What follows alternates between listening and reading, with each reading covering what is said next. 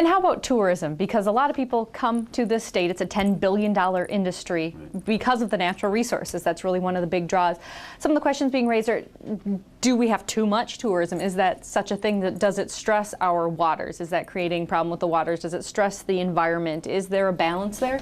Well, I don't think under the Interstate Commerce Clause you're going to be able to restrict tourism, and I think that a lot of people make a living on it. How about the impact tourism has on the environment? Let me give you an example, and we're going to go to a subset of that $10 billion. $2 billion is spent on fishing in Minnesota. They're not going to be coming here if all of our water is impaired. They're not going to come here if you can catch a fish but you can't eat it, and more of that's going on than we like. We need to clean up our waters if we want to preserve a tourism industry. And I can't think of a better industry where you could, if you talk about fee-based, in terms of a market-based solution to cleaning up our waters, where you add it on as a fee to whatever particular products relate to that particular industry. To be a good fee. Well, I think there makes logical sense if people want to, and people want to use the natural resources, and I don't think they're going to complain about paying a fee for it. Because you've criticized the governor a lot for being Mr. Fee. Well, what my problem is that he calls taxes a fee, and he plays word games with it. People come here for the environment. They come here for the lakes. They come here for hunting, fishing, all of those things, and that there's this perception that some of those things are under fire and that it could hurt tourism. What do you say to that?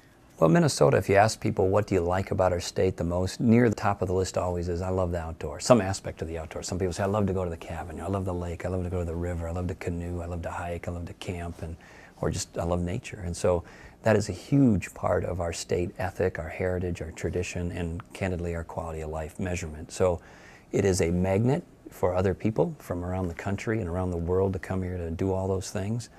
To some extent, we welcome that because it is an economic benefit to the state. It helps showcase our state. But if it's too much and it overburdens the resource to the point where the resource is deteriorating or degrading, then that's a concern. That's why we. Is it too much? Well, again, I think if you look at Minnesota, we have done a good job in doing things like we got the most certified forest land in the country. We put Glacial Ridge Preserve on near Camp Ripley. We got the biggest CREP, Conservation Reserve Enhancement Program in the state's history. We've added wildlife management areas. We're doing good in terms of getting more public lands preserved in cooperation in part with nonprofits. One area that I think is strained and we need to make progress on is the clean water legacy. I suppose any resource that's overused is going to be degraded over time, so we ought to be thinking about not just the volume but the nature of the use, and start, as we do in the boundary waters, for example. We don't give permits to every single person that wants to go on the 4th of July. We have a whatever it is, a quota.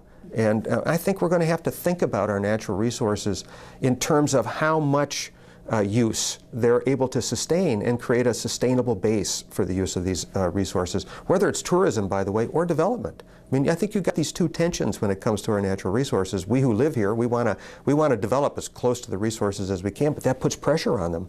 And that's one of the beauties of the Clean Water Legacy Act, actually, is it invites us, it requires us to think about the whole resource, the whole watershed, and how much pressure that watershed can handle, whether it comes from development or industry, whether it comes from straight pipes or sewage pipes, and also whether it comes from permanent residents or users and tourists. And I think you got to think about these whole watersheds, and you got to talk about what we're able to sustain.